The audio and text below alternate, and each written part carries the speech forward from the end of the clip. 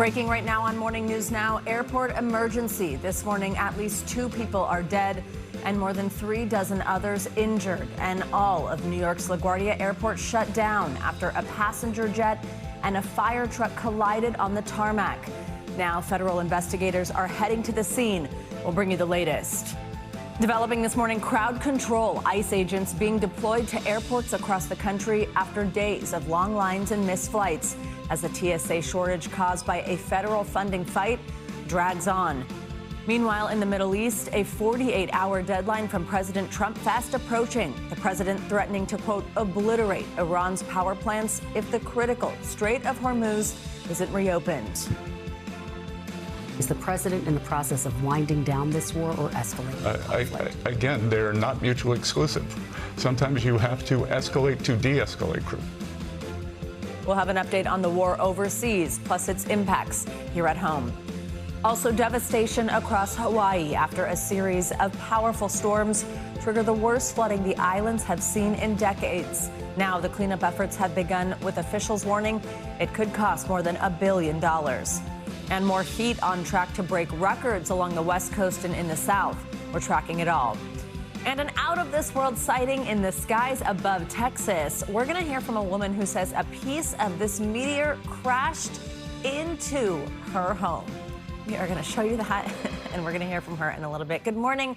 I'm Savannah Sellers. Joe is off this morning. Thank you very much for starting your week with us. We're happy you're here. We are going to begin this hour with that breaking news from New York's LaGuardia Airport overnight. At least 2 people were killed and several others injured after an Air Canada flight from Montreal collided with a Port Authority rescue vehicle just before midnight last night. Now, according to a statement from a Port Authority spokesperson, the rescue vehicle was responding to a separate incident at the Queens Airport at the time of this collision. 2 Port Authority police officers were injured after they were thrown from the vehicle. In this video, you can see significant damage to the front end of the plane, with the cockpit essentially sheared off. In a press conference earlier this morning, authorities confirmed the pilot and co-pilot of the Air Canada flight died in the crash. The NTSB has launched a GO team to investigate the collision. LaGuardia Airport and the surrounding area have been shut down since the collision occurred, and the FAA now says there will be no flights into or out of LaGuardia today until at least 2 p.m. Eastern time. We'll have an aviation expert standing by, but first, let's go to our Sam Brock at the airport. Sam, good morning. Savannah, good morning. An unimaginable and jarring and fatal set of circumstances at LaGuardia Airport last night that's still affecting operations as we speak. Just before 11:40, you had an Air Canada Express flight operated by Jazz Aviation landing, and then at some point on the runway, colliding with a fire truck from the Port Authority of New York and New Jersey. Now, any truck that's operating, or any vehicle for that matter, would have to be in communication with ATC and get clearance to cross a runway. So it's not entirely clear what happened here, but the end result is at least 2 people have been killed so far, the pilot and the co-pilot of that plane. As you look at these horrific images, you'll see it's sitting on its tail as the nose of the aircraft was effectively sheared off, just mangled debris below it, and then next to the aircraft you see the fire truck on its side, again littered amongst a debris field. Just a horrific crash. 41 people in total, according to the Port Authority, were transported to the hospital. The 2 people, the officers, a sergeant and police officer, that were inside of that fire truck did suffer broken bones. They are expected to be okay. They're in stable condition right now. Of the 41 that were hospitalized, 32 have since been released, but the Port Authority said some people are severely injured. There is definitely going to be a clear dissection and investigation from the NTSB and other investigatory agencies as to what happened in terms of communication, because ATC audio that we have reviewed appears to show the control tower telling a truck 1, you're clear to go, and then seconds later saying stop, stop, stop. In terms of the impact of the collision, while the Port Authority referred to the NTSB on that, the last flight radar that we have reviewed showed a 24-mile-per-hour speed that was clocked on the runway. So it's not at the first part of where the plane makes its landing, but still strong enough to have a catastrophic impact here. And then in terms of just LaGuardia and its functionality right now, in the midst of a situation where we're already seeing passengers dealing with long lines across the country because of TSA agents that aren't getting paid and are not showing up for work. This is unrelated to that. but you have LaGuardia Airport now shut down until at least 2 p.m. local time. There's already been 500 plus flights that have been canceled. There's only 900 a day or so at LaGuardia. So you can just imagine the trickle effect you are going to see up and down the East Coast from LaGuardia shutting down its operations at least until the early afternoon, if not longer. Again, tragedy, rarity, so many questions as to how this could have all unfolded. The NTSB had investigators on the ground, according to the Port Authority, by 3 o'clock this morning, and they have more to come as everyone just wants answers. Savannah, back to you. All right, Sam, thank you very much. Well, from on this, let's bring in NBC News aviation analyst Jeff Gazzetti. Jeff, good morning. I think, of course, just the question is, how could something like this happen? We hear about some lapses in communication, it sounds like, or an issue there that Sam laid out. And just LaGuardia is so busy, takeoffs, landings. Describe for us what it's like on the ground at such a busy airport and what navigating that environment is like for pilots. Good morning, Savannah. Yeah, LaGuardia is a very busy airport, right? And it's got a small footprint, kind of like Washington National Airport, where the last collision occurred last year. Pilots, especially at night, have to be mindful, as well as any ground vehicles have to be mindful of where they're moving on the airport. They call it the movement areas, which are controlled by air traffic controllers. And in this case, air traffic control audio indicates that there was a previous emergency with another airplane that had an odor in the cockpit. So they were sending a couple of emergency vehicles out to that, and they were cleared to cross runway 4, the active runway, just before this Air Canada jet touched down on the runway. And the controller tried to stop the vehicle and another airplane, but that vehicle crossed the runway and collided with the landing Air Canada flight, just causing this tragic accident. Generally speaking, what are the rules for vehicles when it comes to the runway? So vehicles must communicate with air traffic control, just like an airplane would, as they're taking the active area, the movement area, the FAA calls it, that's controlled by controllers. Anything that moves, any sedan, any fire truck, if it's going to cross taxiways and runways, it has to get clearance from air traffic control. They have radios in their vehicles, just like airplane pilots have radios in their airplanes, and they communicate on the same frequency. And this fire truck did get clearance to cross, and perhaps that wasn't the proper clearance to receive. For viewers who are watching who, many of us, I think most of us don't have experience either being the pilot or driving a car on an active runway. But if you think sort of like, how could you not see the plane? Or isn't it large or loud or any of those things? How could something like this happen? Explain how it's possible. And that I think part of it, at least, is because you're so reliant on communication and just going where you are told to go when you're told to go.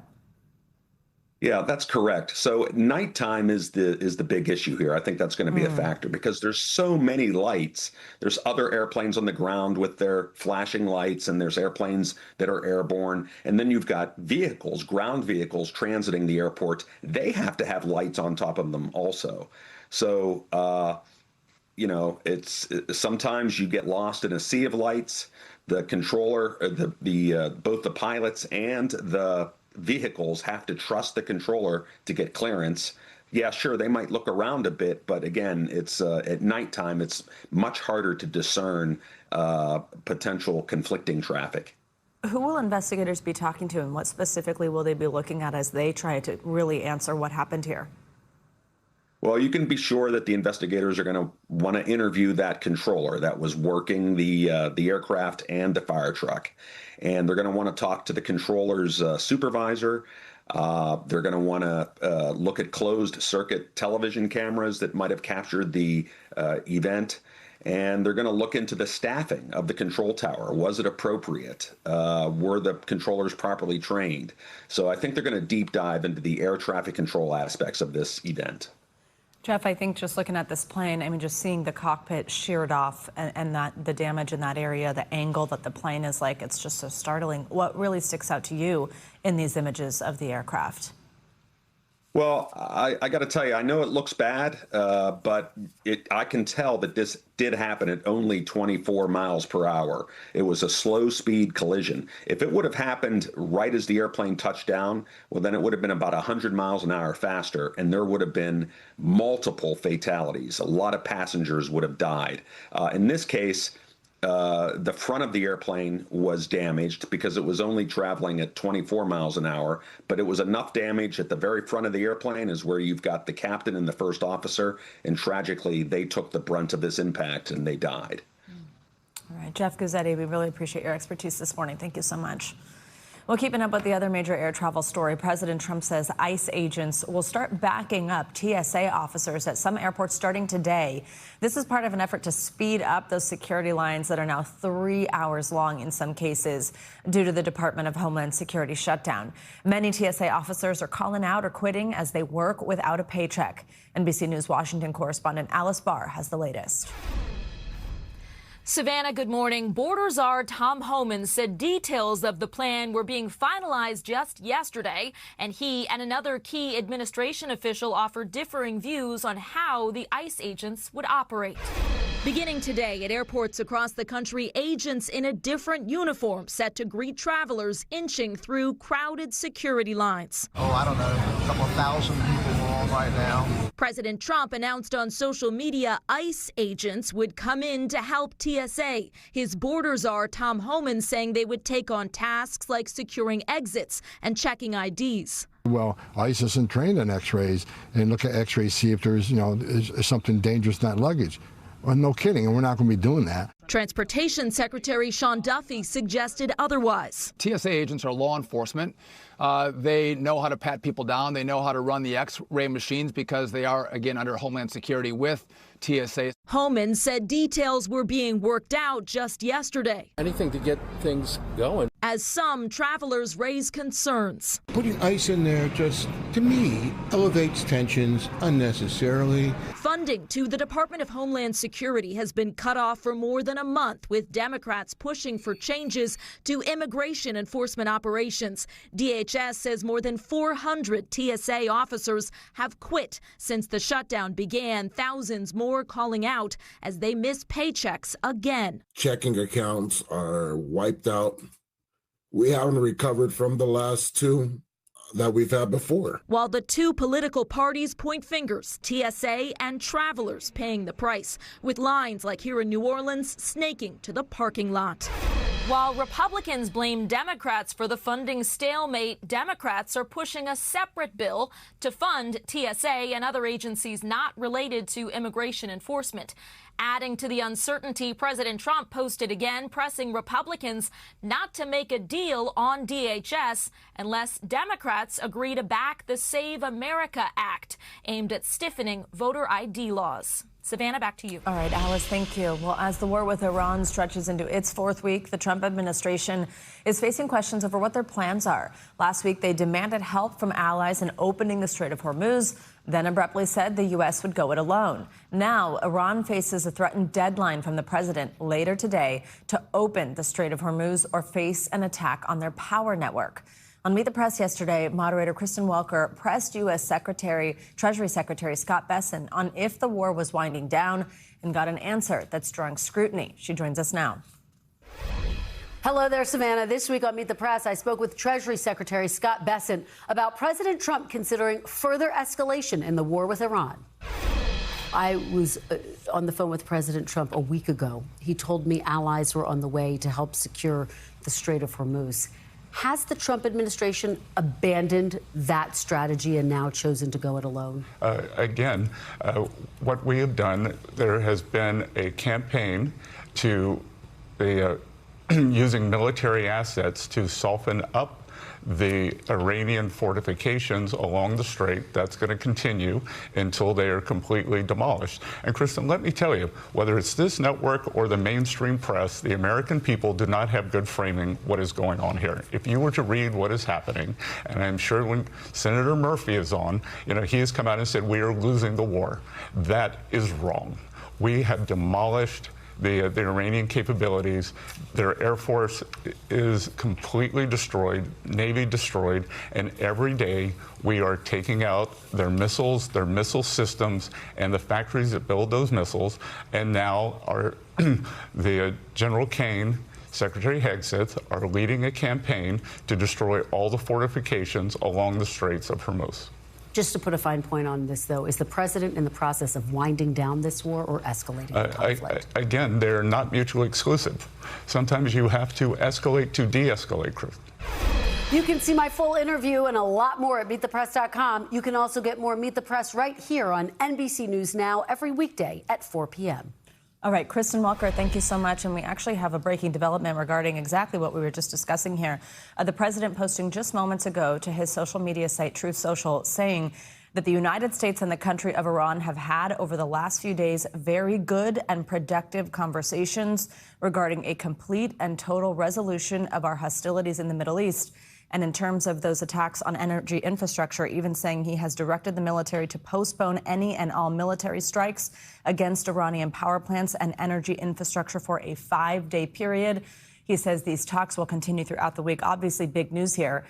Also, we want to give you an update on some of the warfare on the ground. Iran unleashed ballistic missile strikes on Israel this weekend, injuring more than 180 people south of Jerusalem on Saturday, a local hospital said in a statement. Iranian state media said their military was targeting Israel's main nuclear reactor and research site in retaliation for an attack on Iran's own nuclear enrichment site. Israel's defense forces said they were unaware of that operation, but last night announced a new wave of strikes on the regime's infrastructure in Tehran. NBC News International correspondent Matt Bradley joins us now from Tel Aviv, Israel. Matt, good morning. Matt, now I know this was just posted literally within the last 10 minutes here from the president on Truth Social, but I do just want to ask you quickly, because you're obviously well versed in what's happening in the area. I think a big question would be, who have they been having these conversations with within the country of Iran? What do you make of an announcement like that from the president, that negotiations, essentially some type of conversation about an off-ramp here, has been going on over the past few days, and the president says will continue over the next few days? Yeah, I mean, I wouldn't put too much stock into this. We've heard this kind of thing from President Trump before. He often creates problems and then tries to take credit for solving them, and that is exactly what we're seeing here. He is the one who gave this ultimatum, saying that Iran had 36 hours to reopen the Strait of Hormuz, or President Trump and the U.S. military would be striking oil installations, power plants, things like that. The Iranians shot back, saying that they would be attacking any energy installations belonging to the U.S. or American allies, that means those Gulf kingdoms, throughout the region. So now it looks like President Trump, instead of following through on his threat, which would have expired this evening, is now just backing down. He is referring to some negotiations that he had with the Iranians. I was unaware that there were any negotiations that were going on. This would look as though we're seeing President Trump taking a step back from this notion that he's going to be targeting these energy installations, these power plants. Now, whether or not this means that the Strait of Hormuz will be opened, that's very unclear. This also doesn't say anything about the other huge attacks that the U.S. and Israel are launching on the Iranians and will continue to do so, according to this statement. This speaks specifically about power plants, not about the strikes on any number of other targets. Yeah, it does. But it does. I mean, I think it's quite notable that it also just mentions very good and productive conversations regarding a complete and total resolution of our hostilities in the Middle East, which, again, sounds like the potential for an off-ramp altogether here. Obviously, a lot to learn, but quite notable. Also notable that we will probably see a reaction in a positive way, at least for wallets here at home, when it comes to the price of oil and the markets today, with an announcement like this, that this energy attack will not happen. Matt, though, last night the U.S. military's Central Command did post new video of U.S. strikes on Iranian drone infrastructure. Tell us about that operation and how it seems the damage, how bad the damage that Iran has sustained is at this point. Yeah, in that video, those strikes are exactly what I'm talking about. Those strikes, the ones against actual weapons that the Iranians are using, are set to continue. We just saw that video. The fact is that when we're talking about whether President Trump is going to be backing down, every single day for the past more than 3 weeks, we've heard President Trump and his top officials making contradictory statements about the resolution of the war. It was only a couple of days ago that President Trump said that he was winding down only then a couple of hours later to threaten Iran again with new strikes on new targets. So this is just another turn in the screw of the scattershot methodology and justifications that we've been hearing for the war ever since February 28th when it began. Now, let's talk about those strikes inside Israel over the weekend. I mentioned right as we started talking, Iran managed to puncture Israel's air defenses in those strikes this weekend, obviously quite notable given the success rate that Israel does have with blocking these attacks. What impact have those strikes had? Well, we saw at least 180 people being injured in the southern part of Israel. I was down there. Amazingly, nobody was killed. And this, authorities say, you can credit to those safe rooms, those bomb shelters that are built into most structures here in Israel. Most people have access to them. Not always reliable access, but this is what has been saving lives. Actually, Benjamin Netanyahu came out at one point and essentially chided those who haven't been going to the safe rooms. He said that the injuries would have been much, much less if everybody had just followed orders. Now, those people that I spoke to when I was in the southern part of Israel just yesterday were describing how the safe room saved their life. These were targeting a nuclear site, according to the Iranians, that was nearby to those twin strikes. They missed and instead fell into residential areas. All right, Matt Bradley, thank you very much for your reporting here, especially on this breaking news. We want to bring in NBC News military analyst Colonel Steve Warren. He joins us from Washington, D.C. with more insight here. Colonel, good morning. I want to start with you also on this post just moments ago from the president on Truth Social and this part where he says we've had very good and productive conversations regarding a complete and total resolution of our hostilities in the Middle East, and even says that these conversations are going to continue throughout the week. How much of a development do you see that being? The fact that we're learning that conversations have been going on the last 2 days at all, I'm of course wondering between the U.S. and who, as leadership in Iran is majorly in question. But the fact that if this does continue on the path that the president is saying that it's on, could be an off-ramp, which we've very much been wondering how we would find one of those and when. Well, Savannah, this is potentially a very, big and important development, and also, again, potentially very good news for all parties involved. We've seen everything from the price of gas, to the safety of ships in the straits, to other things, become more dangerous. Things go up. This is a difficult time for everyone in the United States, in Europe, and of course throughout the Middle East. So if this is all accurate, if there are significant and important discussions ongoing and that we are near a complete and total resolution, as the president said, it's a very big deal. Now, we still have to wait and see, don't we?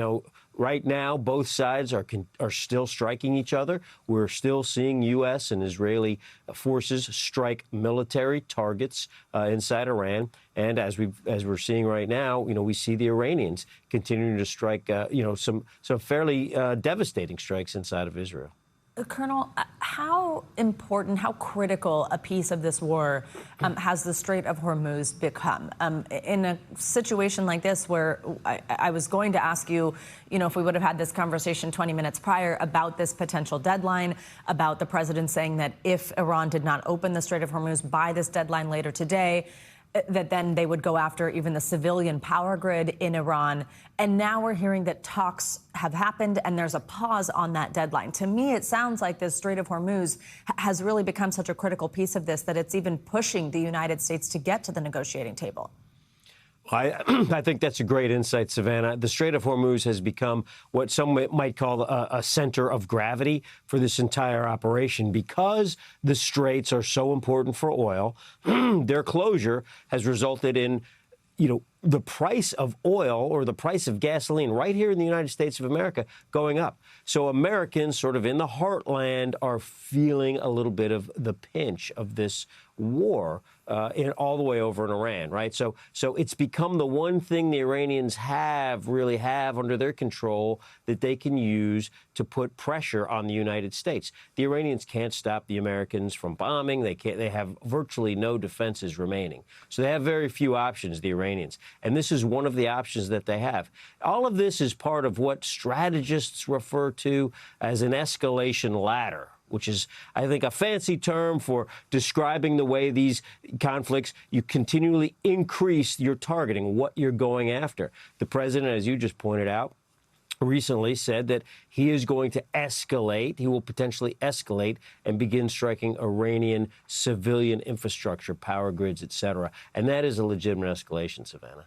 Colonel, let's put a pin in this message that we just received from the president moments ago, because, as you said, if true, we need to find out. We need to wait and see and understand how these conversations unfold. That message aside, this news of negotiations going on and potentially the situation bettering in the Middle East, we had been hearing from 2 U.S. officials and another person familiar with the discussions that the president has been considering the possibility of sending thousands of U.S. troops into Iran, this boots on the ground. The president has also said to the press that if he was going to do that, he would not tell the press. So even though initially we had heard that that was not part of the plan, could it be? What does that mean for our service members? What does that mean for an escalation in the war? Well, Savannah, it means a lot of things. First of all, it is yet another another rung on this escalation ladder that I was discussing. It's a potential. It is a capability the president has that right now he can use as a threat, but eventually he may have to come, make good on that threat. It introduces tremendous risk, of course, to the American service members who would have to participate on the ground in such an operation. The American forces in the air and on sea, are massively overmatching the Iranian capabilities, right? Our fifth-generation fighters, our advanced warships, et cetera, massively overmatched. But when there's boots on the ground, men and women carrying guns, walking around on the ground, then while we still maintain significant overmatch, while we still have great capability to protect and defend those troops, we have to be honest with the fact that a single person or a group of people on the ground conducting an operation are more vulnerable than a fifth-generation aircraft.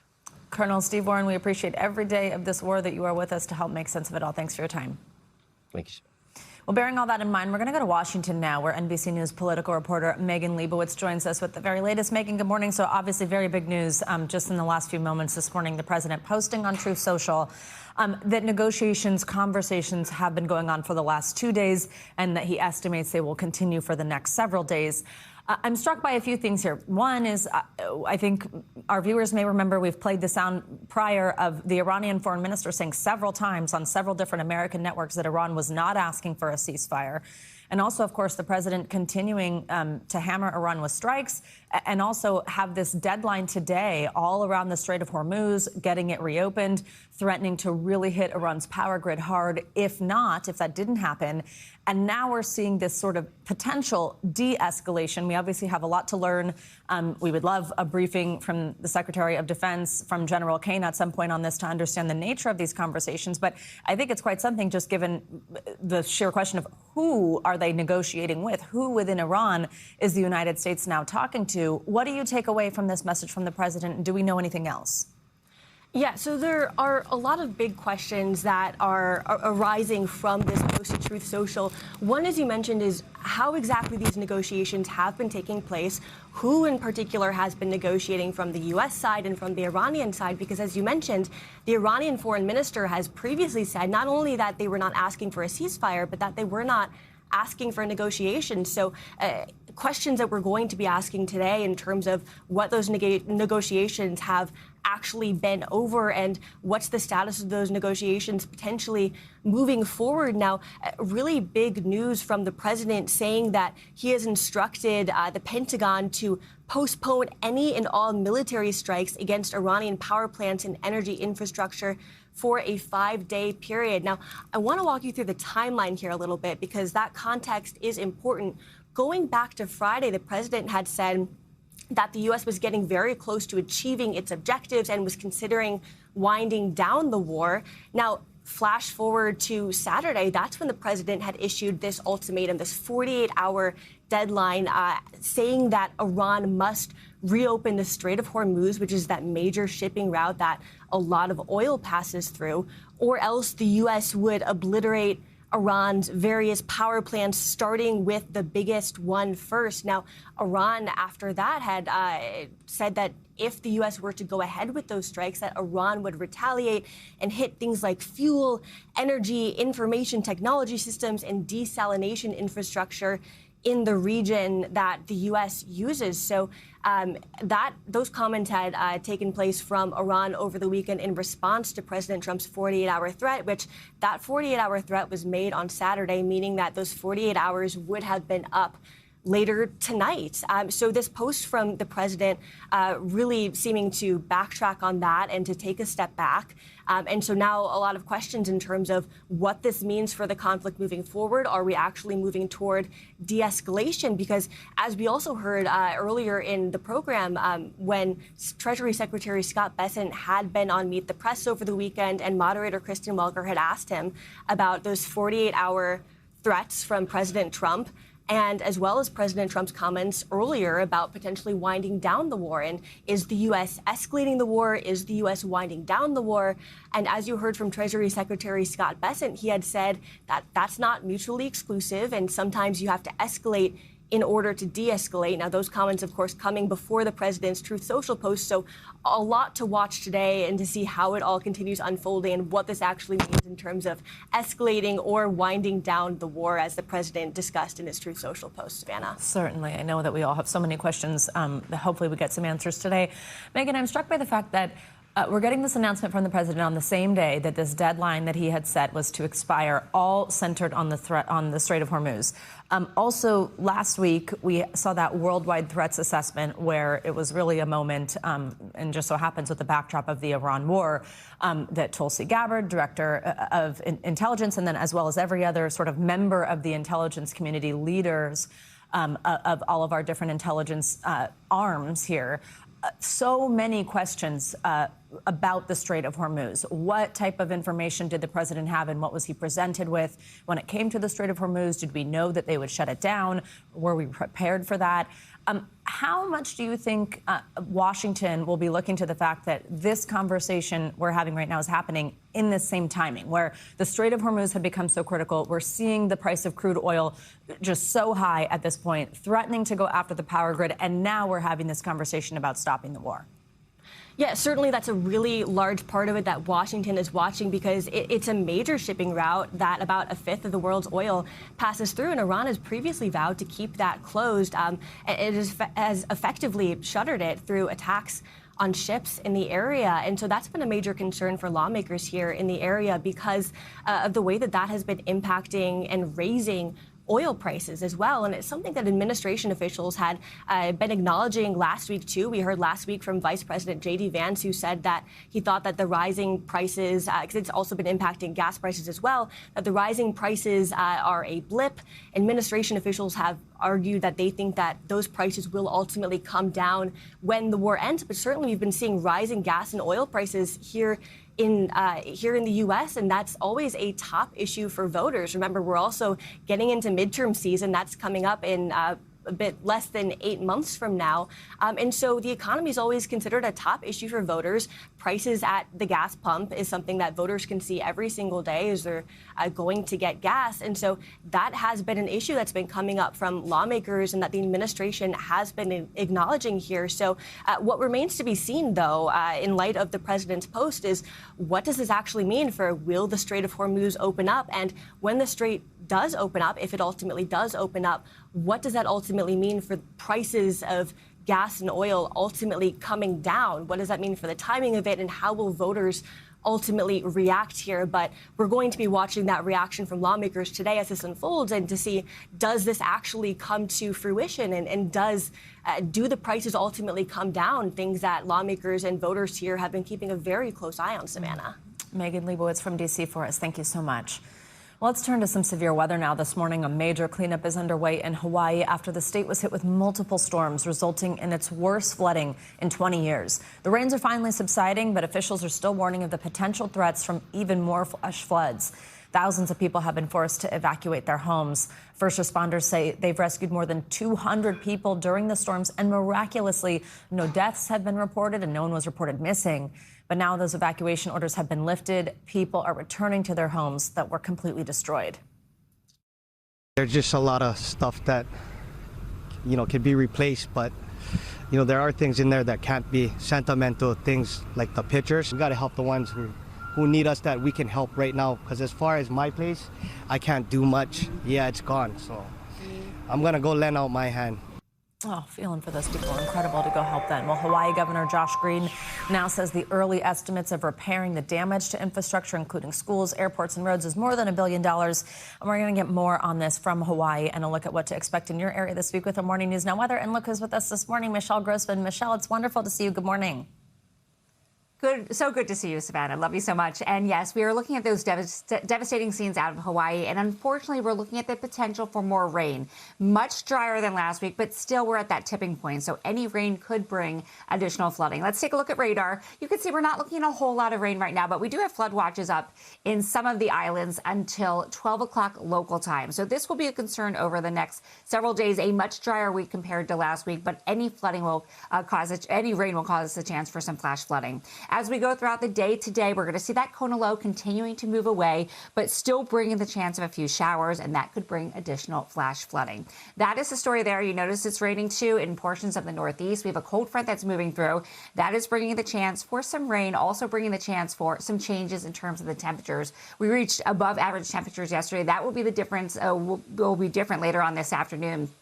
Also seeing some blue on the map here. We could see some snow falling with that colder air working in. So March snow in portions of New England amounting to 2, 3, 4 inches in some spots, mainly accumulating on grassy surfaces and unpaved surfaces, but still kind of a nuisance this time of year. And that morning rain will clear throughout the Northeast and bring breezy conditions. Taking a look at the additional snow amounts in portions of New England, I mentioned that we could see 4 inches in some spots. That's where you're seeing those darker colors, the purples and the pinks, where we could see higher than normal amounts of snow for this time of year.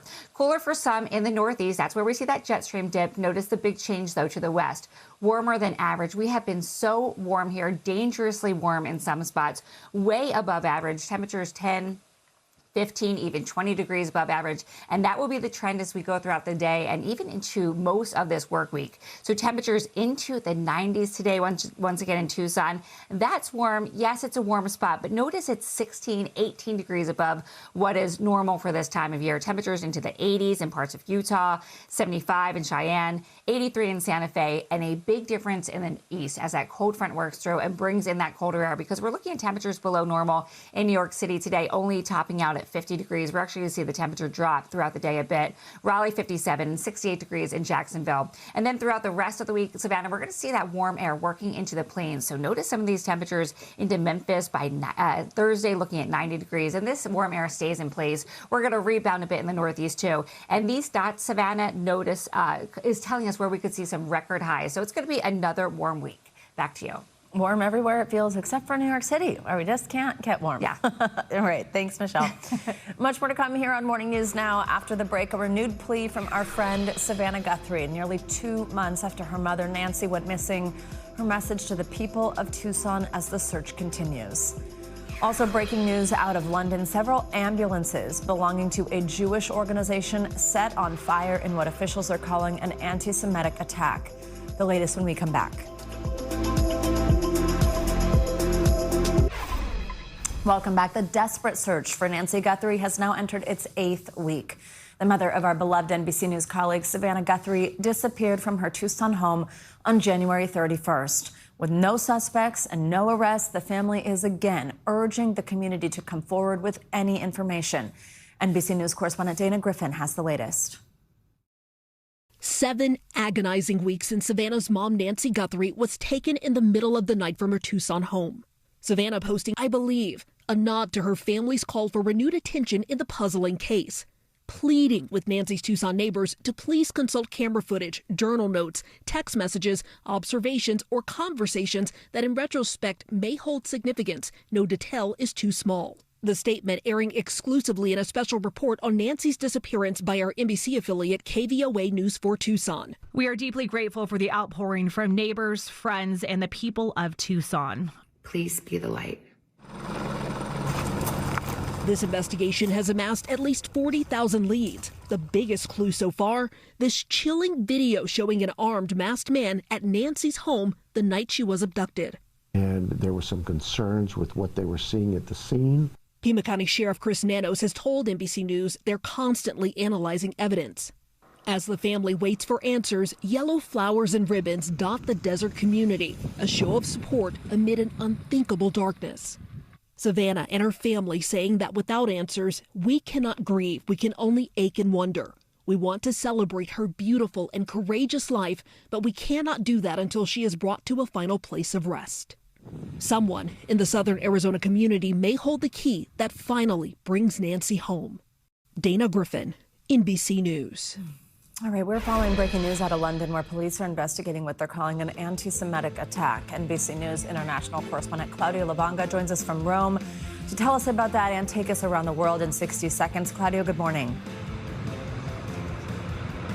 Good morning, Savannah. Well, that's right. The police say that 4 ambulances linked to a Jewish volunteering service in the north of London were set on fire in what appears to be an anti-Semitic arson attack. Now, the attack took place overnight in Golders Green, a suburb in London with a large Jewish community. The police said no injuries were reported and that they are currently looking for 3 suspects. Let's go to Cuba now, where the deputy foreign minister said the military is preparing for the possibility of military aggression from the U.S. In an interview with Meet the Press that aired on Sunday, Fernandez de Cosio said it would be naive for Cuba's leaders not to consider the possibility of a conflict, given what is happening around the world. He added that he hopes that this doesn't happen and that he doesn't see why it should, because he says there will be no justification whatsoever. And let's end this tour of the world in Bucharest, the capital of Romania, where Saturday cats took part in an international feline beauty competition dubbed the Feline Oscars. More than 200 cats took on the, well, catwalk on the red carpet. My personal favorites are Tristan, a Bengal cat who couldn't resist the temptation to rub against the red carpet, and Gandalf, a British short-haired cat who, with intense look, Savannah, I don't know whether he's trying to hypnotize the judges or if he's ready for a cat fight. So okay, no, that cat's a serial killer. The one before that, though, it looks like a little mini cheetah. So cute. Love it. All right, thanks, Claudio. Yeah. Coming up on Morning News Now, an out-of-this-world experience for one woman in Texas. And I figured I probably had a better chance winning the lottery than a meteorite coming through my house, but the meteor came first, so. You heard that right, a meteor spotted in the skies above Houston before apparently breaking apart and crash landing on Earth. More on the stellar sighting. Look at that, what she's got in her hand right after the break.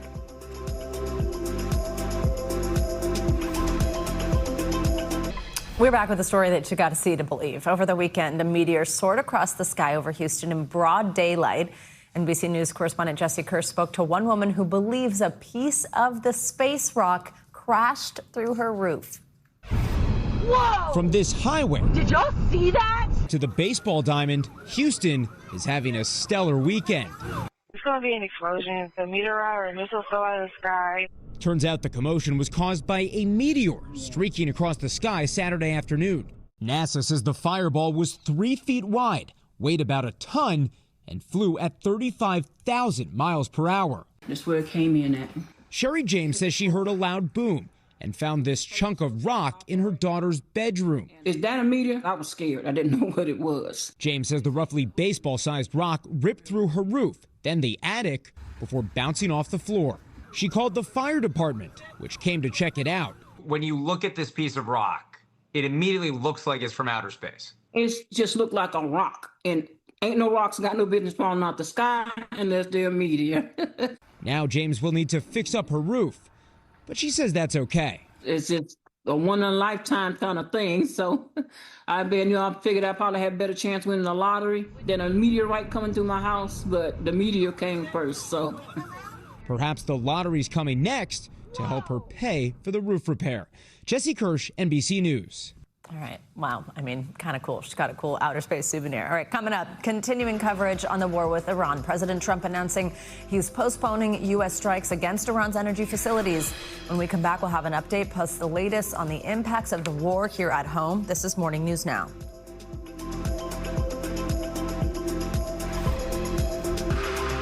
We're back with the latest on how the war with Iran is impacting the global economy. Now, despite still being high, Oil prices are falling this morning after President Trump canceled his threat to attack Iran's power plants if it does not reopen the Strait of Hormuz by this evening.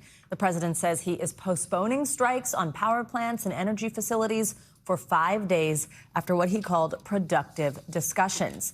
Investopedia editor-in-chief and chief business editor of People Inc., Caleb Silver, is here to discuss. Caleb, good morning. So, huge news there with plenty of outstanding questions, but we are already seeing this impact oil prices. Tell us just how much they're falling. Down 9 or 10% just since we got wind of that announcement this morning. You're looking at crude oil prices around $89 a barrel, which will provide some relief, just not immediately. Crude oil prices have a way of spiking high and then feathering their way down, floating down very quickly, slowly, and that's what you'll see with gas prices. The national average, $3.95. That's up a full dollar from just a month ago, and they'll come down, but it'll take a while. We'll have to see sustained lower oil prices to see any relief at the pump. And what about stock markets? How are they reacting to this news from the president? They're popping, and you're seeing in futures trading already, the Dow futures are up over 1,000 points. Now, it is early, not even 8 a.m. here in New York time, but the stock market opens at 9:30. We'll see if those gains hold. This is definitely better relief, and you'll see a relief rally because of it. We'll just see if this news sticks or not. So, Caleb, obviously, we'll see if it sticks, but this is, at this point at least, a significant seeming de-escalation. However, if the prices of gas were to remain the way that they had been, or we were going to continue to see these prices spike as potentially an attack on their energy grid happened, we do have new data. This is from the Bank of America Institute. It shows that the average U.S. household was going to spend an extra $740 on gas this year because of this jump in oil prices. Just how high do you think we could have seen, or we could still see, gas prices go, and how much of an impact does that have on the broader economy? Yeah, let's take it back to when Russia invaded Ukraine back in 2022. We saw gas prices spike to over $4.50 a gallon, oil prices at $145 per barrel. That costs American families upwards of $800. So if we get them and they sustain at that level for a long time, you're going to end up paying higher prices. Not just at the pump, but think of all the derivative products that come from oil, especially the bottom of the barrel. That crude oil, that's diesel oil, that's jet fuel, but that also is where you get the derivatives like ammonia, like fertilizer. And we've seen a big spike in fertilizer prices. We've seen a big spike in other prices that will affect food prices ultimately if oil prices remain at this level. That's a huge if at this point. Another thing, Caleb, the housing market, mortgage rates. Quickly explain to us the connection there and what we're seeing. Yeah, well, we did think that interest rates would be headed lower. That was the trend for interest rates. Now we know because of this disruption in the economy and the fact that we'll have higher prices, we'll probably not get a change in interest rates. Even if we get a new Fed chair, that means mortgage rates will stay high, but also the pressure on 10-year Treasury yields because of all these doubts about the U.S. economy right now, that tends to keep mortgage rates high. They're above 6.2% as we go into this new week. All right, Caleb Silver, thanks as always. Let's stay on Money News. Meta chief Mark Zuckerberg is reportedly looking to get by with a little help from AI. NBC News business and economy reporter Emily Lorsch has our Money Minute. Hey, Emily, good morning.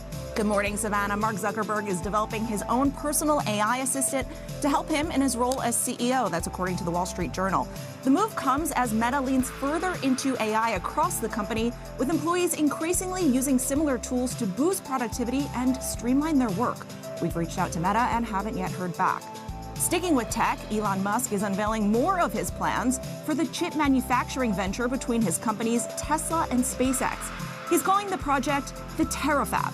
He says the Texas facility will produce chips for Tesla's vehicles and humanoid robots, while also developing chips optimized to be used in space, where SpaceX satellites could take on advanced computing tasks. And another brand is jumping in on the protein craze. Doritos is packing protein into its iconic chips.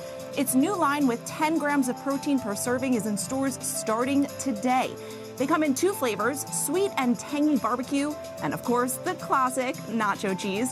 The snacks use dairy-based protein and do not have any artificial colors or flavors. Now, Savannah, this is really just the latest company to be coming out with new protein offerings. We've seen it from Starbucks, Chipotle, Dunkin' Donuts, really as new fitness trends have been becoming more popular and also more consumers are on GLP-1s. Oh, no. If you're in the market for protein and a healthy diet, I don't think you should be in the Dorito aisle in the first place. Why mess with a good thing, by the way?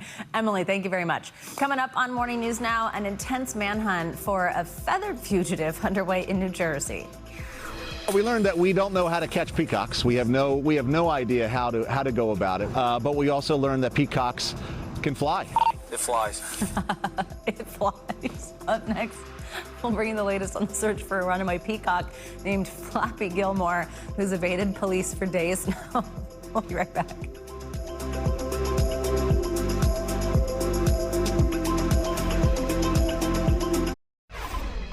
Welcome back. We end this hour with a bit of a bird mystery taking flight in South Jersey.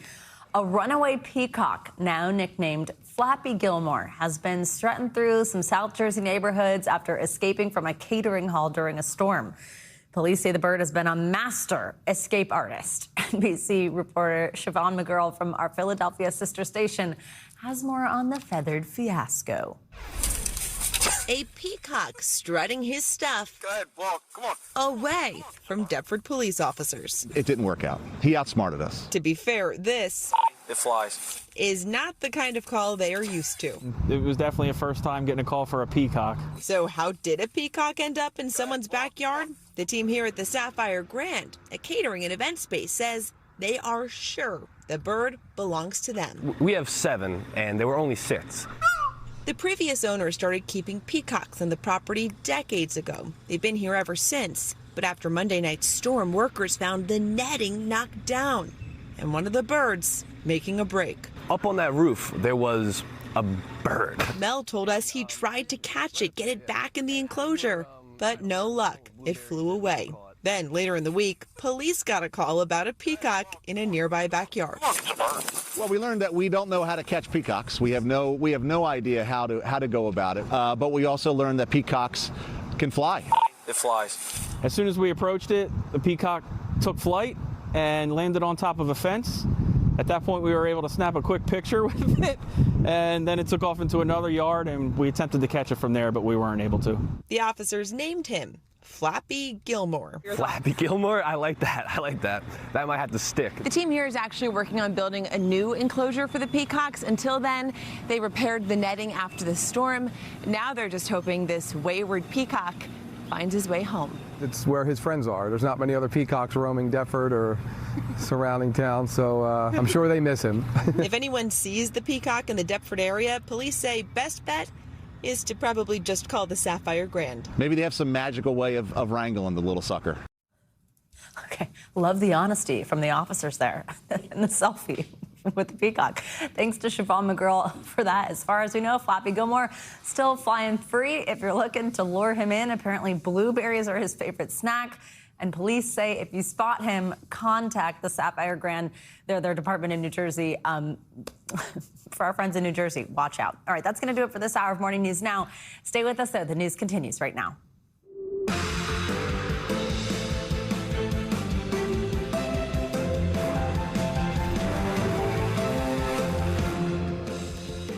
Good morning. Happy Monday. Thank you very much for kicking off your work week with us. I'm Savannah Sellers. Developing this morning, tragedy on the tarmac. 2 pilots are dead, dozens more hospitalized after an Air Canada jet collided with a fire truck on one of the runways of New York's LaGuardia Airport overnight. Flights in and out of the major metro hub now grounded until at least this afternoon as a federal investigation unfolds. The chilling air traffic audio captured moments before impact. Separately, airports across the country are facing long lines and seemingly endless delays at security, bringing that spring break travel rush to a screeching halt nationwide. But this morning, the Trump administration is offering up a controversial solution: bring ICE agents to the airports. It's a plan that's got top lawmakers on both sides of the aisle sounding the alarm. We've got the latest. And just hours ago, President Trump teasing a possible exit ramp to America's ongoing war with Iran. The commander-in-chief taking to social media, ordering a pause on U.S. military action against Iran's energy infrastructure until the end of the week. It comes after days of high-level talks between the two sides we're just learning about, and it's all got the markets seeing green. We'll have more in a moment. Plus, the desperate new plea from Savannah and the Guthrie family as the search for their missing mother, Nancy, enters its 8th week. Their urgent call to the Southern Arizona community, and why local police tell NBC News they're now turning to Google to help crack the case. We have got a lot to get to this morning, and we're happy you're starting your morning with us. We're going to begin this hour with that fatal collision at New York's LaGuardia Airport. 2 people were killed when a passenger jet struck a Port Authority vehicle at the Queens Airport late last night. In a press conference earlier this morning, officials confirmed the victims were the pilot and the co-pilot of the Jazz Aviation flight operating on behalf of Air Canada. Dozens of passengers and 2 Port Authority police officers were injured in the crash. Several people were taken to nearby hospitals. Well, the NTSB has launched a GO-team investigation into the collision, and the FAA says there will be no flights into or out of LaGuardia today until at least 2 p.m. Eastern Time. NBC News correspondent Sam Brock joins us now from the airport with the very latest on this breaking story. Sam, good morning.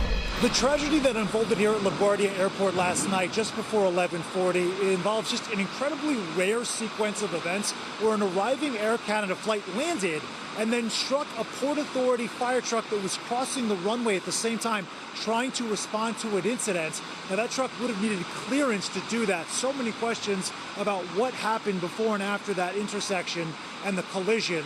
In the meantime, that plane right now sitting on the runway with its nose sheared off, the pilot and co-pilot killed, and many others injured. This morning, a jarring and fatal collision at New York's LaGuardia Airport. The front of an Air Canada regional jet mangled. The plane tilted up after it crashed with a Port Authority fire truck upon landing Sunday night just before 11:40 p.m., killing the pilot and co-pilot. Initial numbers indicate that 41 passengers and crew were transported to the hospital. We understand that 32 have been released, but there are also serious injuries. Sadly, the 2 pilots are confirmed deceased, and notifications are being made by Air Canada's care team at this time. Air traffic controllers appearing to give a Truck 1 clearance to go. Truck 1 and company LaGuardia Tower requesting to cross 4 at Delta. Truck 1 and company cross 4 at Delta. Truck 1 and company crossing 4 at Delta. Before then issuing this command. Stop, stop, stop, stop, Truck 1, stop, stop, stop. Emergency crews swarming to the scene, helping passengers evacuate the damaged jet. The aircraft, operated by Air Canada's regional partner Jazz Aviation, flying from Montreal, was carrying 4 crew members and 72 passengers, including 1 unaccompanied minor. Authorities say the plane struck a vehicle headed to provide support to another plane. The major national airport temporarily shut down. There's been an incident on the field. The airport's closed right now. As several agencies now investigate how the runway crash could have happened. This is a very rare occurrence. Rarely do you see airplanes collide with vehicles during the landing rollout. These ground vehicles had lights on them. They're listening to the control tower. They're getting permission to cross the runway. The earliest that LaGuardia Airport could reopen today is 2 o'clock local time. There have already been more than 500 flights canceled, and LaGuardia, obviously a major airport, only has about 900 total arriving and departing flights per day. You can only imagine what kind of impact this is going to have on travel all up and down the eastern seaboard. Also, we are learning that 2 sources familiar with the investigation say that a flight attendant was strapped to a jump seat and discovered by responding Port Authority police outside of the aircraft. We have no update at this hour on how she's doing. Sam Brock, NBC News. All right, Sam, thank you so much. Well, for more on this, let's bring in NBC News aviation analyst Jeff Gazzetti. Jeff, good morning. We just heard some comments from you there in Sam's piece about just how rare an incident like this is, which is obviously, of course, important to remember here. I think one of the big things, right, investigators are looking at is this communication between air traffic control and both of these, the plane and the vehicle. What else are they going to be looking at to piece this together? Good morning, Savannah. Well, they're going to be interviewing the tower controller, whose voice you heard on the tapes there, as well as the controller's supervisor. You know, what was the supervisor doing at the time here, and what kind of training and what kind of staffing did this control tower have? Apparently, the controller may have been working both positions, the ground as well as the tower. And that could be an issue. But the NTSB is going to look at everything like they normally do. They'll make sure that the weather and visibility information is collected. The flight recorders will be taken off of the Air Canada Express airplane and downloaded to see exactly what speed and position data occurred prior to the collision. And I'm sure they're going to try to get that airport opened as soon as possible. Jeff, when we were talking in the last hour, you said something that I think was super helpful for understanding just the conditions that pilots and drivers are in a space like this, especially because New York City has one of the busiest airspaces in the country. Because I think viewers might be wondering, how could this happen? Wouldn't you see the plane? Wouldn't you see the truck? Tell us what it's like on the ground, on the tarmac, on a runway, and why something like this is even possible, that it can happen, what it's like for people navigating this. Certainly. Well, so I think most airline pilots will tell you that one of the riskiest times during a flight is when you're on the ground, when you're taxiing for takeoff, and then when you've just landed and you want to taxi back to the gate, because there's a lot of ground traffic. And at night, you're going to have lights everywhere, right? You're going to have ground vehicles have to have lights on them as they're traversing the airport runways. Of course, you've got airplanes that are taxiing and landing and taking off. They all have lights on them. You've got the lights of the parking lots and the ramp areas. So at nighttime, it can be challenging to discern a collision course between two vehicles because, you know, of the limitations we have with our attention span and our night vision. That's why you have to trust the controllers to separate traffic. And I think the NTSB is going to be deep diving into that. Jeff, as we mentioned earlier, the FAA says LaGuardia will be shut until later this afternoon. You just mentioned you anticipate that they're trying to get it open as soon as possible. Just walk us through the ripple effects of that. Oh man, I mean, LaGuardia is a very busy airport, so you're going to have several hundred flights that are either going to be canceled or they're going to have to be diverted, and that's going to be a lot of inconvenience to the passengers. However, the NTSB needs some time to document this wreckage intact, and so they'll work quickly and efficiently and then get the wreckage off the runway so they can open up the airport. But you can be sure there's going to be a lot of passengers that are going to be inconvenienced because of this. No kidding. Jeff Gazzetti, thank you very much. I appreciate your expertise this morning. Well, let's stay with air travel and turn to the other big story at our airports, the travel chaos that is playing out, those crazy security lines. Well, the Trump administration is rolling out a new plan today to try to alleviate those long delays. The president says he's deploying ICE agents to help TSA workers who have been calling out and quitting in record numbers because they are not getting paid. It's all due to the shutdown at the Department of Homeland Security. NBC's Jesse Kirsch is at Atlanta International Airport with the latest. Jesse, good morning. Savannah, good morning. We've already seen ICE in the airport in Atlanta this morning, but it's unclear what their impact is so far because take a look at this TSA line. It stretches into baggage claim, and some people say they've been in line for around 2 hours already. If you think that looks bad, come with me outside. Sorry, pardon me. We're going to step outside here, guys, real quick. This is the drop-off area. The line keeps going down the block. Now President Trump says he has a plan to help ease the headaches. With the chaotic travel season underway, the spring break rush plagued by TSA delays and eye-popping lines nationwide, now President Trump sending ICE agents to a number of U.S. airports aimed at speeding up the process. Agents already seen at the nation's busiest airport, Atlanta's Hartsfield-Jackson, this morning. The New York Times reporting that ICE agents are planning to be at 14 airports across the country, according to a document obtained by the Times but not seen by NBC News, ranging from New York area airports to Philadelphia, Chicago, and Houston, as well as Atlanta. Certainly a highly trained ICE law enforcement officer can cover an exit. Stuff like that relieves that TSA officer to go to screening and to reduce those lines. The president's border czar, Tom Homan, says ICE will handle security tasks so TSA can focus on its expertise. Well, ICE isn't trained on x-rays and look at x-rays, see if there's, is something dangerous in that luggage. Well, no kidding, and we're not going to be doing that. This new strategy comes after scenes like this in New York City, Philadelphia, and Houston. It's crazy. This line in Atlanta showing people lined up around midnight for flights leaving this morning.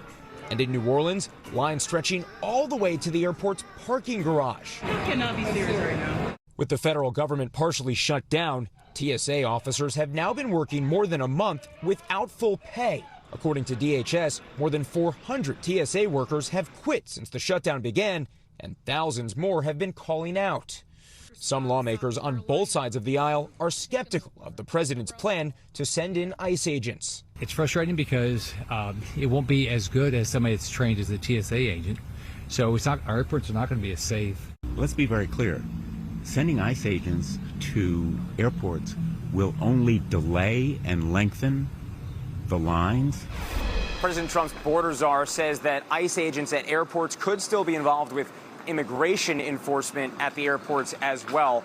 And remember, this agency's tactics are at the heart of the debate, which has fueled this DHS government shutdown. And now that same agency is being tasked with helping to mitigate the impacts of that shutdown. Again, look at this line. It keeps snaking all the way back there, Savannah, and we are nowhere near the actual entrance to the TSA checkpoint. Savannah. Jesse, thank you very much. Well, let's bring in NBC News senior White House correspondent Garrett Haake for more. Garrett, good morning. So let's start on this. We just heard there in Jesse's piece from White House border czar Tom Homan explaining what ICE agents will likely be doing to try to get some relief going at these long lines. More than 3,000 TSA workers called out on Saturday alone, many quitting, as we've mentioned. How much do we think that this is going to help at airports? How much relief will it provide? I think, candidly, very little, Savannah. I mean, you heard some of that from Tom Homan and the skepticism from lawmakers in Jesse's piece. The idea that these ICE agents are there, they can take some work off the hands of TSA agents, but they can't replace them. They can't run the X-ray machines. They can't do some of the more technical work that that TSA officers are trained to do. I see this as more of a political move about trying to expedite the passage of some kind of deal through Congress more than expediting travelers through their pre-check lines. This is all happening right now as President Trump's nomination of Oklahoma Senator Markwayne Mullin to be the next Secretary of Homeland Security did advance toward a final confirmation vote, this key vote over the weekend. What challenges will he need to address right away if confirmed as the next head of DHS? And does confirming this position ease any of this? Does it get us closer to ending a shutdown? Yeah, boy, how much time do we have? Look, I think it might help a little bit on the margins of getting us closer, Savannah. Markwayne Mullin has already gotten a couple of Democratic votes in the first kind of test vote on his nomination. Democrats are hoping that he is someone that they'll be able to work with and that they might be able to negotiate with going forward. That's one of the benefits of having a current senator go into the role. He's got to restore the credibility of ICE, which our polling shows is deeply underwater, very unpopular all around the country, especially with Democrats. And he's got to get his people back to work and fully paid. I mean, the first major task is going to be playing a key role in negotiating an end to this shutdown. I think something that he's actually well suited to do, having come directly from the Senate. Garrett, we're about to turn to our Richard Engel to dig into the latest developments from the war in the Middle East, but I do want to ask you, because we have big news coming out of the White House today. Yeah. The president posting that there have been negotiations, conversations going on for the past couple of days with the country of Iran. He called them good and productive and really even seemed to present this as a potential off-ramp here and says that they're continuing in the coming days. What more do we know? Well, Savannah, we know almost nothing, and I think that's a reason to view this quite skeptically. The White House has provided no additional information about these talks. We don't know who they were held between, where, when, what was discussed, and the Iranians are denying that any talks of any kind has taken place. Perhaps one of the most important things on that screenshot you just posted is the time at which it was posted, around 7:20 this morning. The markets are already reacting very favorably to this. Oil prices are down, futures are up. This may be an effort by the president to kind of forestall a decision that could have escalated this war. He's been, essentially trying to give the impression that he might do either thing here. He might escalate, he might take an off-ramp, going back to last Friday, and now this buys him a little bit more time to make those decisions, and it forces all of us to try to figure out exactly what these conversations are, if they took place at all. And with whom they are taking place with. So many questions. Garrett Haake, thank you very much. Let's turn now to NBC News Chief Foreign Correspondent Richard Engel, who is in Israel with the latest on the ground. This is a very fast-moving story. After a tremendous specific threat over the weekend when President Trump said that he was going to annihilate Iran's power grid, Iran responding, saying it was going to destroy infrastructure in the Persian Gulf, just potentially sending oil prices even further. Just a short while ago, President Trump says he had negotiations with the Iranians, that he wants to have more negotiations. He described them as productive, that they were talking about potentially ending the conflict. But Israel is still carrying out attacks against Iran, as have been since this morning, including targeting Iran's infrastructure. And that might be because of what we're seeing right here. This location in southern Israel was directly hit by an Iranian ballistic missile. This missile got through Israel's sophisticated air defense network. It caused casualties, more than 100 Israelis being hurt between this attack and another attack not far away. Things were heading very much in the direction of escalation until, just as stock markets were about to open in the United States, President Trump dropped this announcement talking about peace negotiations, secret back-channel negotiations that he'd been having, that his administration had been having with Iran. This morning, President Trump says the U.S. and Iran are negotiating, announcing he'll pause military strikes on Iranian power plants for 5 days after he'd set a deadline over the weekend demanding that Iran fully open the Strait of Hormuz by tonight or face its power plants being obliterated. Hours before Trump's post, overnight, Israel launched what the Israeli military called a wide-scale wave of strikes targeting Iranian terror regime infrastructure in Tehran. Israel's impatience may have come from this. Whoa! 2 Iranian missiles slipped through Israeli air defenses Saturday, exploding into buildings, wounding more than 100 people. The locations are significant and sensitive, Arad and Dimona.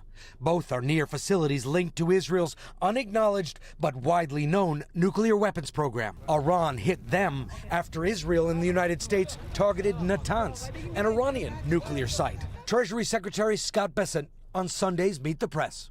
Just to put a fine point on this, though, is the president in the process of winding down this war or escalating the conflict? Again, they're not mutually exclusive. Sometimes you have to escalate to de-escalate. Iran was preparing to escalate as well, threatening before Trump's statement this morning that if power plants are attacked, Iran will, in a retaliatory action, target the power plants of the occupying regime and the power plants of regional countries. Trump, however, did not make any announcement about the several thousand U.S. troops making their way to the region to force open Hormuz and potentially occupy Iranian islands or coasts. Iran this morning says if American troops do that, it will mine the straits, saying the entire Persian Gulf will be practically blocked. The Iranians this morning are reacting with somewhat surprise and satisfaction that President Trump says he is now pausing his infrastructure attacks for 5 days and describing these negotiations. First of all, the Iranian military says this is capitulation, and they are, in a way, claiming victory. But the Iranian Foreign Ministry, which typically would be involved in diplomatic negotiations with the United States, has been involved with them in the past, says they were not involved and they don't know what President Trump is talking about. NBC News International correspondent Matt Bradley joins us from Tel Aviv, Israel, with the latest on this angle. Matt, good morning. Hey, good morning. So as you heard from Richard Engel, there are so many questions still around this, including the future of Iran, global energy prices, the Strait of Hormuz, the leadership. One issue that we don't talk about, in my opinion, nearly enough is the state of that highly enriched uranium that we know Iran has. It's buried underground. Somebody could get to it, and it could become a dangerous aspect of this war, which is already upending the entire region. Here's our report. A big question remains unanswered: how to secure Iran's highly enriched uranium. The UN's nuclear watchdog estimates Iran has nearly 1,000 pounds of highly enriched uranium. Experts say it could take as little as a week to enrich it to weapons-grade levels, and there's enough for 11 nuclear weapons. We've got to get that material at some point. John Bolton, President Trump's former national security advisor turned outspoken critic, has long been among Washington's most hawkish voices on Iran. It would not be a success under any circumstances if we left the material in Iran, where it could be transferred to terrorist groups, to other rogue states or other malicious actors. The Iranians say the highly enriched uranium is right where they left it, before American airstrikes last year. Our nuclear facilities were attacked, and everything is under the rubble. Of course, there is the possibility to retreat them. For the time being, we have no program, we have no plan to recover them from under the rubble. Iran may be doing just that. According to the New York Times, citing multiple officials familiar with classified reports, American intelligence believes Iran could be able to access the buried uranium, which Avner Vilan, a former Israeli intelligence official and Iran expert, said is easily movable, stored in powder form at room temperature in canisters. You take it with a backpack, and then you know, it doesn't have to be in these canisters. You could turn it into other forms as well. Any potential ground incursion to go after the enriched uranium would likely involve a weeks-long excavation effort in the middle of a war zone. Do you think that some of the troops that are on their way to the Middle East right now could be used in such an operation? They seem to be, from the public descriptions I've heard. But even the riskiest American operation might only be a temporary solution. Because even if the uranium is out and the regime still wants to have a nuclear weapon, they could get it. A dangerous possibility shaping a deadly war. And so as you're seeing here, this is a very dangerous element of this war that only appears to be escalating, though we did just hear, as I mentioned, from President Trump, saying that there was a resolution, even though the Iranians have said that they haven't been involved in any of these negotiations and don't really know about them.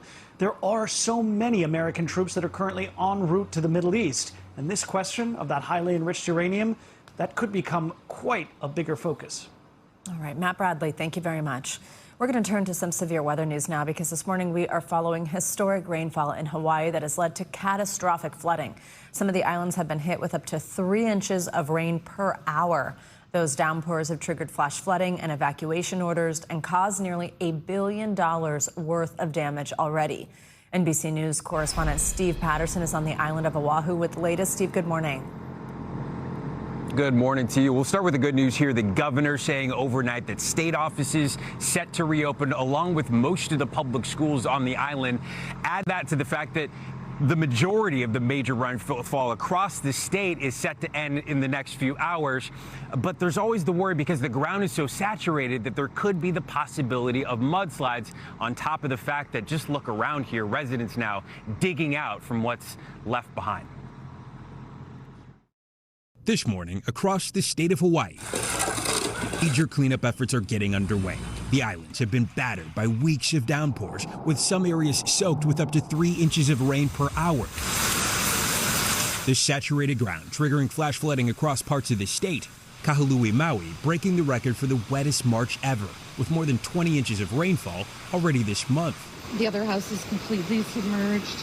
Oahu's North Shore, known for its big wave surfing, now a big mess of mud and debris across its beaches. On Friday, thousands of residents were ordered to evacuate due to flash flooding, including big screen star Jason Momoa. We're safe for now, but there's a lot of people who aren't, so send all our love. Authorities say more than 230 people were rescued, including some locals who only had seconds to escape the rising waters. Oh God, okay guys, we gotta go. Returning home to uninhabitable homes, Sherry Hodge of Oahu was one of them. We're throwing everything away, starting again. She's angry about what she calls inadequate warnings. What happened to us was pretty inexcusable. No sirens, no nothing until like 2 in the morning.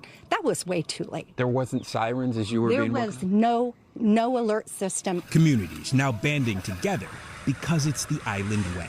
Laulima is the Hawaiian word for many hands make light work. So that's what we're trying to do today. Is that what this is today? Absolutely. And just one more crazy stat about the amount of rainfall we're getting. Honolulu, places like Maui, typically in the month of March see about 2.5 inches of rain. They're about to see maybe 7 times that when it's all said and done, and March is not even over yet. Savannah. All right, Steve, thank you so much.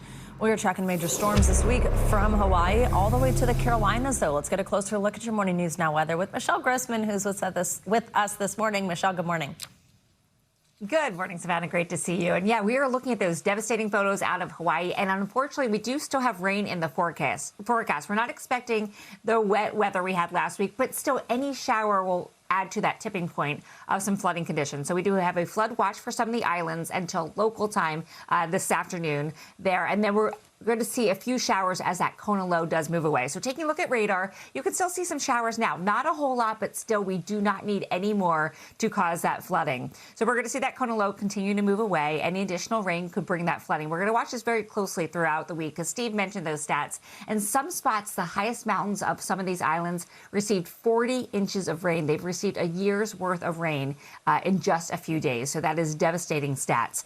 As we look towards the rest of the week, another big story is the heat in the west. We're looking at temperatures still well above normal. We had some heat injuries yesterday in portions of the southwest. We're going to continue to see very warm temperatures into the 90s, well above normal for this time of year. Temperatures 10, 15, even 20 degrees above what is typical for this time of year. What's nice is you look in the middle of the country, sunny and seasonable with dry conditions there. Then you move to the northeast. It's like the tale of two seasons. We were kind of mild in some spots yesterday. A cold front is moving through that brought some showers, some heavy rain overnight. Those showers will end, and we're looking at the chance for some snow even in portions of New England. But behind this, the bigger story will be that cooler air mixing in. So we're going to be below normal as we go throughout parts of today. We're starting out with our high temperature and then seeing that temperature dip throughout the day. This is what it looks like on Wednesday, rain and snow entering back into the northwest. We're looking at very warm temperatures still in the southwest, more records in portions of the west and also the southwest, and still chilly. And then we'll end it here because we're looking at Friday, bringing rain back into parts of the southeast, and Thursday into Friday. And then notice that green on the map there from the Carolinas into the Ohio Valley and also parts of the northeast. It's going to be a wet Friday, so get those umbrellas ready for that, and no relief still in the west. We are back with the latest on the search for Nancy Guthrie, which is now entering its 8th week.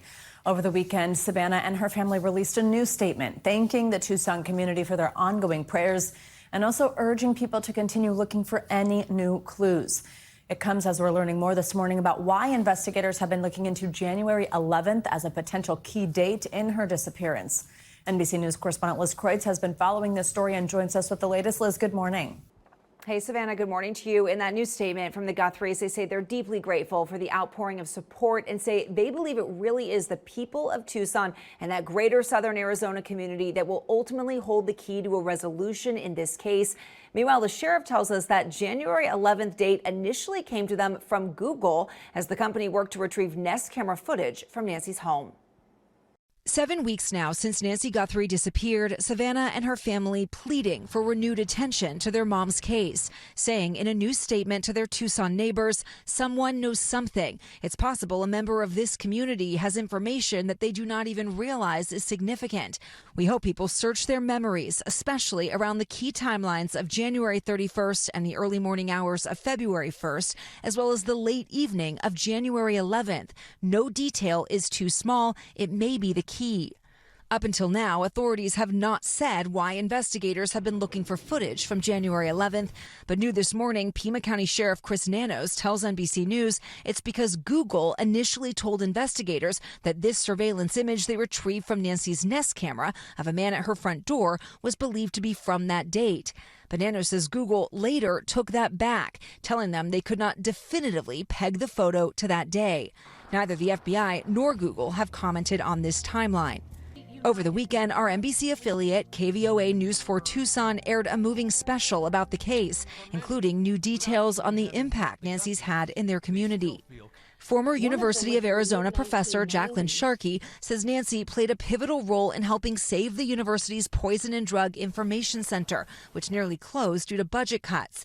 She says Nancy helped gather 20,000 signatures sent to the governor. Thousands of Arizonans have benefited from the Poison Center in the 30 years since Nancy had a major role in leading it. Nancy's impact reflected in the outpouring of love across the city. Our hearts are in it, and she's always on our mind. In that special, the Guthries sharing their ongoing heartache, saying, "We miss our mom with every breath. We want to celebrate her beautiful and courageous life, but we cannot do that until she is brought to a final place of rest." And also in that statement, the family is asking people in the area to again consult their camera footage, their journal notes, text messages, and any observations or conversations that in retrospect may hold significance. They reiterated their sole focus is on finding Nancy and bringing her home. Savannah. All right, Liz, thank you so much. Well, actress Amanda Peet is publicly opening up about her breast cancer diagnosis for the very first time. In a powerful new essay for The New Yorker, Pete detailed her emotional journey of battling cancer while grieving the death of both of her parents over the last year. The Today Show's Hoda Kotb has her story. Amanda down the center. This morning, actress Amanda Peet is opening up about her personal health battle. We just stopped getting stared at. The 54-year-old, Your Friends and Neighbors star, revealing she was diagnosed with breast cancer last fall. Writing in The New Yorker, for many years I've been told that I have dense and busy breasts, not as a compliment, but as a warning that they require extra monitoring. Dense breast tissue occurs in nearly half of all women over the age of 40. It can make breast cancer harder to detect and more likely to develop. Pete says she had routine checkups with her doctor. During a visit in August, her doctor noticed something on her ultrasound and ordered a biopsy. After the procedure, she said that she would walk the sample over to Cedars-Sinai and hand-deliver it to pathology. That's when I knew, Pete says. After multiple tests, the mother of three found out that she had hormone receptor positive and HER2 negative breast cancer, considered the least aggressive kind of tumor and very treatable, requiring her to have a lumpectomy and radiation. In her essay, Pete also talks about navigating her diagnosis as both of her parents were in hospice and having to tell her children about her cancer. Writing, Molly cried and Frankie, FaceTiming from her college quad, clapped her hand over her mouth and kept it there until she was able to process the excellent portion of the news that it appeared I was stage 1 and was not going to need chemo. Around the beginning of this year, Pete says she received her first clear scan. Her bravery in sharing her story, now a beacon of hope for women everywhere. All right. Our thanks to Hoda Kotb for bringing us that story. And at least it's got a little bit of good news in there. Coming up, a big PR bet from one prediction market giant. Coming up, snake eyes after the break. Why Polymarket's D.C. pop-up bar suffered a fate that no one could have seen coming. That's next on Morning News Now.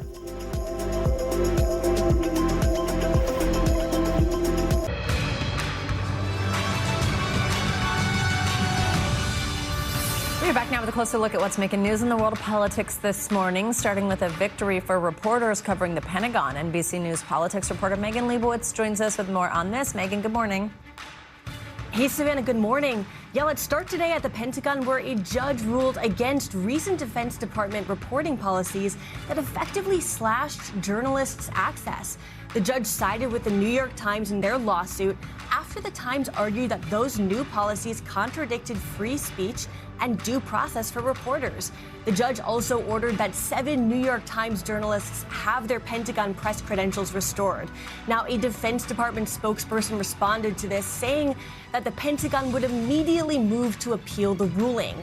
Let's go next to Cuba, where the country's deputy foreign minister said in a Meet the Press interview that Cuba is preparing for the possibility of U.S. military aggression.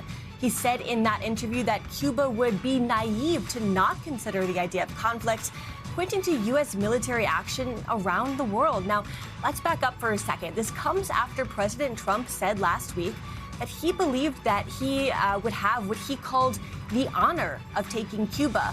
Earlier this year, too, Secretary of State Marco Rubio said that if he lived in Havana, the country's capital, and if he were in the Cuban government, he would be concerned. Finally, midterms are less than 8 months away, and this year, artificial intelligence is already changing the types of campaign ads that we're seeing. Already more than a dozen campaign ads featuring AI-generated content have run since last year's November elections. Now, campaigns are using AI to do things like turning people into cartoons or even making politicians say things that they didn't actually say. Take an ad last week that was released by the National Republican Senatorial Committee. It featured an AI-generated version of Democratic Senate nominee James Tallarico reading real social media posts about race and transgender rights. Now, let's look at what's making news in politics this morning. Savannah? Megan, thank you so much. Well, prediction market giant Polymarket is dealing with a PR stunt gone wrong. Last Friday, the platform was set for a big opening night for a pop-up bar it's doing called The Situation Room in Washington, D.C. Well, that night went dark once the bar had a major technical malfunction. Dozens of monitors that were supposed to give guests a view of real-world events as they happened in real time failed to turn on. Polymarket posted on X Saturday morning, quote, "There may or may not have been a situation in the Situation Room. Reports remain unconfirmed. However, the situation monitors are now on and ready to be monitored." NBC News legal affairs reporter Gary Grumbach was there when this all went down. He joins us now. Gary, good morning. So just let's back up, explain this a little bit more. So for those who don't know, Polymarket's one of the largest crypto-based online prediction markets. Billions of dollars have been spent predicting world events. And this is a big topic of conversation right now. It's like these platforms say it's not technically betting. It's like wagering on things like if it's going to be cold outside, but also world events like the timing of strikes in Iran. You can essentially wager on really anything. And so I think if I'm understanding right, the idea in this pop-up bar was supposed to be like a ton of TV screens that you're looking at the weather, you're looking at all these different things that you could kind of bet on, make it like this live interactive experience. Tell us what happened when you were there that night. Yeah, well, it was a bit of a situation in itself, Savannah. What you were supposed to do is, you're exactly right. You're supposed to be able to do everything in one place, monitor every situation possible, from the weather to the stocks to the news to what flight radar looks like over your head right now. And really, you couldn't on Friday night do any of that because 80 of the TVs that were brought in for this pop-up, none of them worked. It turns out it takes a lot of power to power those 80 TVs, and they weren't exactly prepared for that on Friday night. They did have it all figured out by Saturday and Sunday, but the damage there was done. But all press is good press in the eyes of Polymarket, because as you said, 700,000 people across the U.S. use Polymarket. It is a massively growing platform. It's also massively unregulated. Savannah? These videos of all of the screens being offered kind of cracking me up. I know a lot of people, Gary, were there to get kind of like the first taste of Polymarket and what it has to offer. What did people tell you about why they went? So many of them were excited to be there, right? They wanted to try this Polymarket situation out. Many of them have never used Polymarket before. When they went to sign up on their phones, they were the millionth person in the waiting list. So they couldn't even necessarily use Polymarket on their phones in the Polymarket bar. Here's what some folks we talked to had to say. Low-key, like last week I bet on the weather just because I knew it was going to be cold, but that's it. Did you make money? Yeah, we did. How much? It was like $50. I don't bet crazy money. You made $50 betting on the weather because you knew it was going to be cold. I knew it was going to be cold because they've got 80 TVs. Wow. Because they're going to have monitoring of weather, stocks. Yeah, it's going to be the Pentagon pizza tracker. Yes, a little bit of everything. The ratio is going to be great at the bar. Yes, I'm sure. Now, I will say, many of the folks we talked to inside the bar didn't want to be named, didn't want to be on camera, didn't want to have people know that they were there, Savannah. Interesting. Okay, so Gary, these platforms are just getting super popular, but there was a telling thing I said a little bit ago, which is this whole concept of whether it is betting or not, and that is really coming into question in some lawsuits we're seeing and discussions around regulation, specifically insider trading. Last week, Democratic senators introduced a bill to ban certain kinds of trading on prediction market platforms because you're even seeing, like elections, the outcomes of elections be involved here. How are people reacting to the idea of more regulation, and where do any of those efforts stand? Yeah, members of Congress are now monitoring this situation as well, for sure. They are introducing legislation in both the House and the Senate, these are Democrats doing this, that say you cannot bet on anything related to terrorism, related to war, related to anything related that could be a government action. That is something that they want to stop completely, because right now you can go on Polymarket, you can go on Kalshi and bet on what the next action could be in the Iran war. In fact, somebody, I was sent this over the weekend, is betting on how well my tweet from Friday night that talked about all of this is going to do on Kalshi and do on Polymarket. And so that is what some folks are certainly trying to make money on here. Folks understand there's a regulation issue. Folks understand that there's some legality, insider trading issues here. One guy I talked to said he has a friend in Hollywood who tells him who's going to show up to the Academy Awards, and he makes money because of that guy. All right, Gary, super interesting stuff. Thank you so much. Let's get you business headlines now. OpenAI is reportedly making a big push to double its workforce. NBC News business and economy reporter Emily Lorsch has our Money Minute. Hey, Emily. Hey, good morning, Savannah. That's right. From about 4,500 employees to 8,000 this year. That's as the company shifts its focus toward business customers. That's according to the Financial Times. The new roles are expected to be in product development, engineering, research, and sales. This comes as competition heats up with rivals like Anthropic, which has been gaining ground in the enterprise market. We've reached out and haven't yet heard back. And the war in the Middle East continues to have ripple effects here at home. United Airlines is cutting some flights as it braces for a potential surge in oil prices, possibly as high as $175 a barrel. In the months ahead, the airline plans to trim less profitable routes and off-peak flights. But travel demand does remain strong, which has allowed some airlines to raise fares and help reduce the impact of higher costs. Over at the movies, Project Hail Mary is blasting off. The Amazon-backed film bringing in more than $80 million at the U.S. and Canada box office, coming in at #1 and becoming the highest-grossing debut of any film so far this year. A strong sign that Amazon's big screen push could be starting to pay off here, Savannah.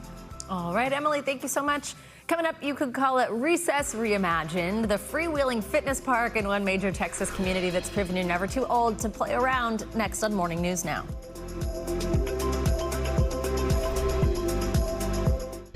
Finally this hour, remember those days on the playground as a kid, swinging, climbing, just having fun?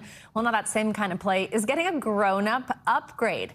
We're calling it Recess Reimagined, playgrounds designed just for seniors. NBC News correspondent Priscilla Thompson is in Houston with more. Priscilla, I love this. Tell us about it. Hey there. Yeah, I am out here working out with a few of my friends. How y'all feeling? Good. And I will tell you, while this park might look like it is designed for kids, it is actually made exclusively for the older in age, but young at heart. Can you do this? Spinning. That's good on that shoulder. We're working that shoulder. Sliding. Love it. And a whole lot of smiling. This is the scene at Great Age Fitness Park in Houston. All right, bring that hand back over. Take the opposite hand. Part of a growing trend across the country with parks in every state, from Cincinnati to Sacramento, designed exclusively for seniors. Movement is the key to living a full life. The moment you start to slow down, everything changes. This one, the brainchild of Fritz McDonald, amid decades of working as an occupational therapist. A playground for seniors. Yes. Why? Because I think play is something we begin with in life as children. It's a working society. People let go of hobbies, leisure activities, and then by the time they get to their retirement years, they really have nothing to go to. These free public spaces are filled with equipment that improve balance and coordination. Be careful to balance yourself and not to fall. Work shoulders and hips. Good, sir. You're working your waist, rotating that waist. Even the brain. Now you're gonna hear it blinking. Hit that light right there. It's gonna test your memory. There you go. That's what you want to do. Hit the colors. There you go. Look at your reaction. It's on time. You're a sharp lady. Led by one of their own. We're getting ready to do that warm up and pull yourself in and push out. That's good. Right there. Program director, 68-year-old Sarah Carruthers. What does it mean for you to be out here working with all these folks every week? It's a great way to socialize for me, you know, because I get them excited about what they're doing. Take the right leg, put it back. She even inspired me to give it a go. Oh, wow. Oh, okay. Oh. Ladies, how's it feeling? Oh. You can feel it. Yes. A push-up and a lunge. Igniting the knees. Are y'all feeling it? You feeling it? What's your favorite part about the park? It energizes me, you know, make me want to dance. How does it make you feel? Feel good. I'm using muscles and things that I don't normally use every day. At a time when research shows more than a third of U.S. adults over age 50 report feeling lonely and isolated. The parks are about friendship as much as they are staying fit. Why do you like it? I love this place because, first of all, I'm with people around my age, and then we can all relate to one another. The same music. If I start singing a song, they all know the lyrics. If I do an old school dance, they all know how to do the dance. And it's just a camaraderie. You want to show me how this works? Can I give it a whirl? What do I have to do? Just turn it? Yeah. Okay. I got to get my summer arms ready, too. You don't have any wings yet. And Savannah, I know it looked like we were laughing, having a great time, but I gotta tell you, this is a serious workout. Are y'all tired yet? No. Okay. All right. So it's just me. It's just me that's tired. But I'm gonna get out here more often so I can get like this group. Oh my gosh, Savannah? Priscilla, please relay to them that I'm obsessed with them and their energy, and this is awesome. Love it, Priscilla. Thank you. Savannah is obsessed. You guys are winning. That's going to do it for this hour of Morning News Now. But don't go anywhere. The news continues right now. We thank you for watching. And remember, stay updated on breaking news and top stories on the NBC News app or watch live on our YouTube channel.